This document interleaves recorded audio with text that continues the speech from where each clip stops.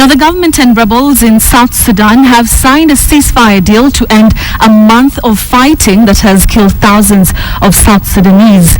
The deal was brokered by negotiators in Ethiopian capital Addis Ababa, representing a ray of hope and progress of restoring normalcy since fighting broke in December.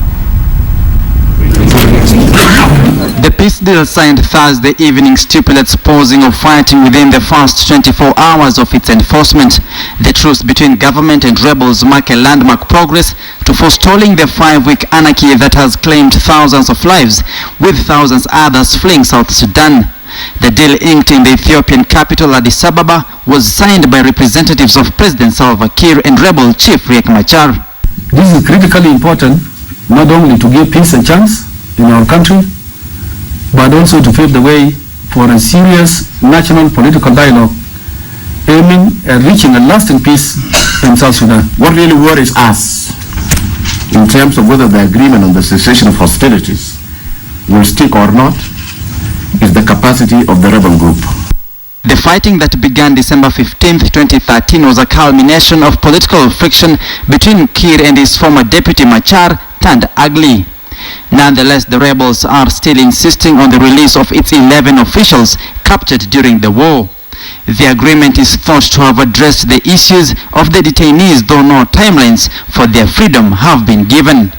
The status of the detainees had been a major sticking point in the peace talks brokered by regional body IGAD. Along with this conviction, we believe our comrades who are still languishing in jails are prisoners of their political conscience.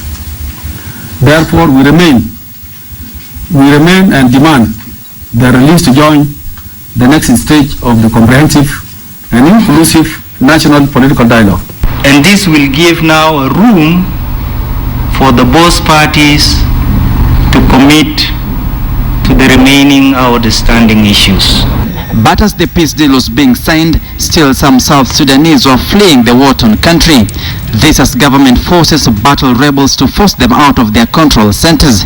In the past week, government forces have recaptured 2 main cities under rebel control. The conflict has triggered humanitarian crisis with thousands fleeing their homes. The truce deal is to set up a ceasefire verification mechanism and allow unrestricted access to aid workers. The peace talks have been adjourned to resume February 7th to seeking a lasting solution in the world's youngest nation. What started as political differences between the president and his former deputy heightened to a full-scale war with reports of ethnic dimensions. Samugina KTN.